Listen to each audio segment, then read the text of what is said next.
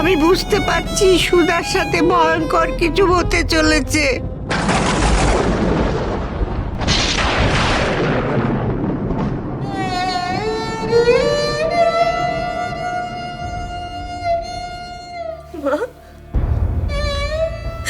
মায়ের কি হয়ে গেল মা?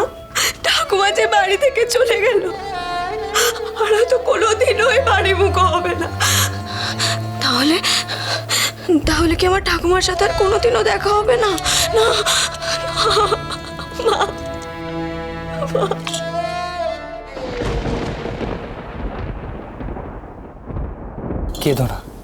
কেঁদো না সুধা।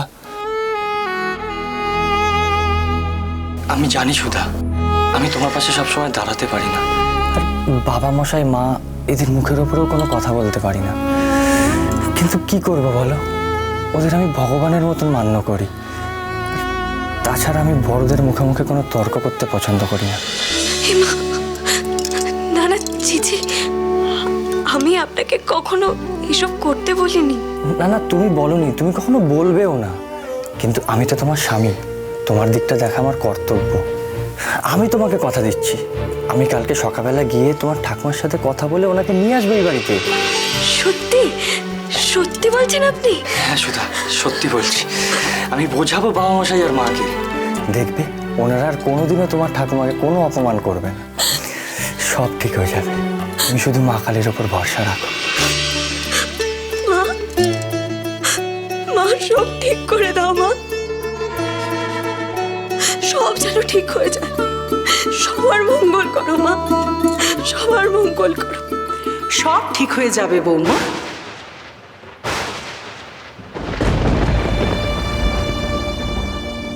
আমরা আমাদের ভুল বুঝতে পেরেছি, আমরা খুব নিচু মনের পরিচয় দিয়েছি। সত্যি এমন কাজ করা আমাদের একটু উচিত হয়নি। সেই থেকে অনুশোচনায় দগ্ধ হচ্ছে আমি আর তোমার বাবা মশাই।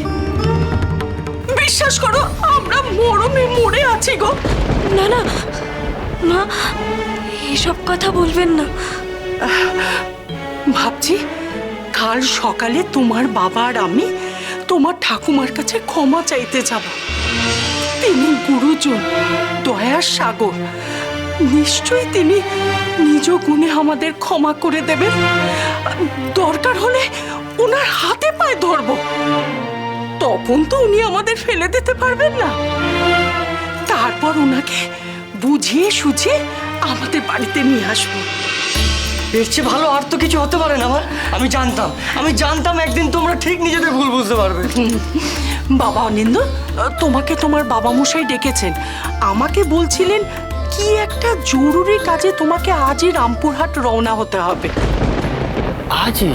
হ্যাঁ, উনি বলছিলেন যে ওখানকার ব্যবসা থেকে কিছু টাকা পয়সা পাওয়ার কথা আছে, সেগুলো তোমাকে সংগ্রহ করতে যেতে হবে।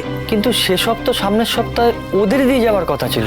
আহ খোকা, তুমি এখানে সময় নষ্ট না করে তোমার বাবা মশাইয়ের কাছে গিয়ে সব ব্যাপারটা জেনে নাও।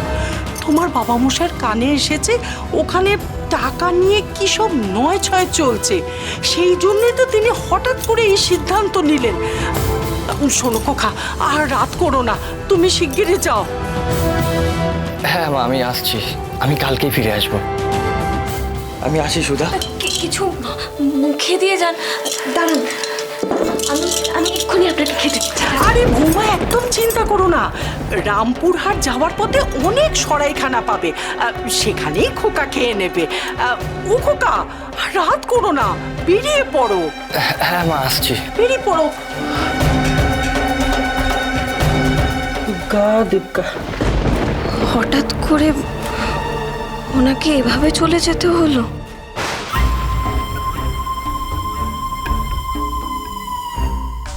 বৌমা, বৌমা,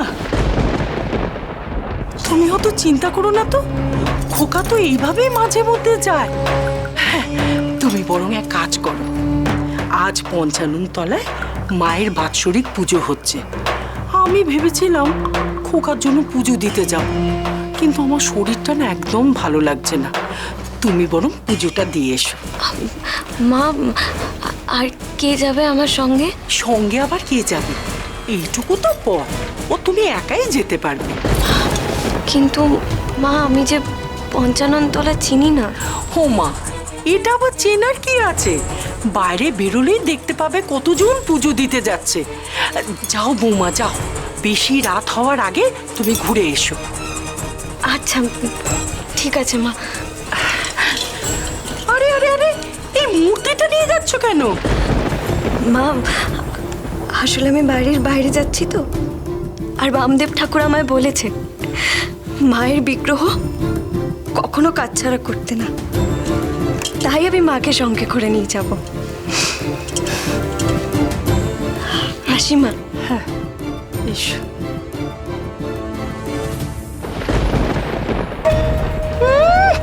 অদীক্ষেতা, অদীক্ষেতা দেখলে বাঁচি না বাপু।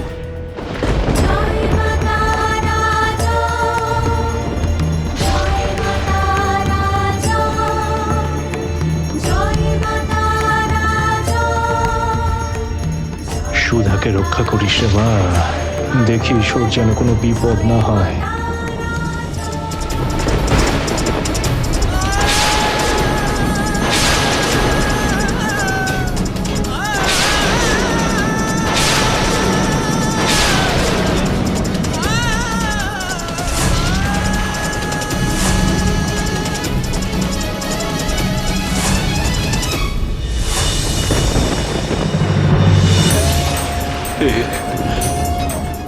কি হলো রে মা?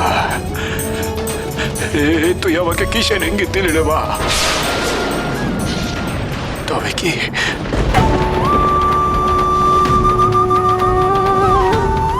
কি আজ রাতে সুধার কোনো বিপদ ঘটবে?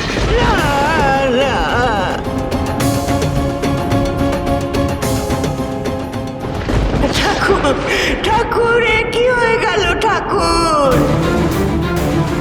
বাবা এমন অনর্থ কেন ঘটলো রে? প্রদীপের শিখা হঠাৎ করে নিভে গেল কেন? হে মাতারা, তুমি ঠাকুরনের নাতনিকে রক্ষা করো মা, রক্ষা করো। মা গো, তুমি রক্ষা করো মা সুধার, ওর যেন কোনো বিপদ না হয়। কেন কেন মঙ্গল প্রদীপ নিভে গেল ঠাকুর? বলো না ঠাকুর, কেন?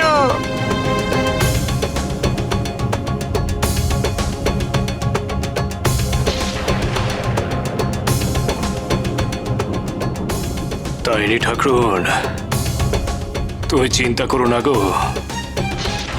সুধা মায়ের হাতে মায়ের বিগ্রহ আছে। যতক্ষণ সেই বিগ্রহ তার কাছে থাকবে, মাই তাকে রক্ষা করবেন। ঠাকুরন, তাহলে তো আর কোনো চিন্তা নেই, আপনি আর উতলা হবেন না, আপনি একটু শান্ত হয়ে বসুন, দেখবেন সব ঠিক হয়ে যাবে। যতক্ষণ বিগ্রহ সুধা মায়ের হাতে আছে, ততক্ষণ মা তাকে রক্ষা করবেন ঠিকই, কিন্তু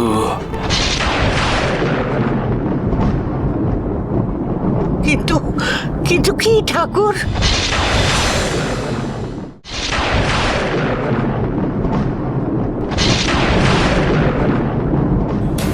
কই পথে তো কাউকেই দেখতে পাচ্ছি না, কাকেই বা আমি জিজ্ঞেস করব? মা, আমি পঞ্চাননতলা পৌঁছাবো কি করে? কাউকেই তো দেখতে পাচ্ছি না। আমি কোথায় এসে পড়লাম মা, কোথায় এসে পড়লাম আমি?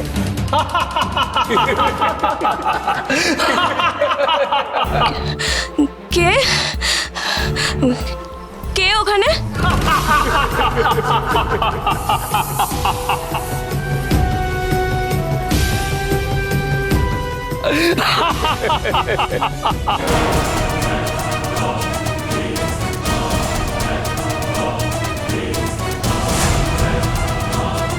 আজ তোকে কেউ বাঁচাতে পারবে না রে মেয়ে।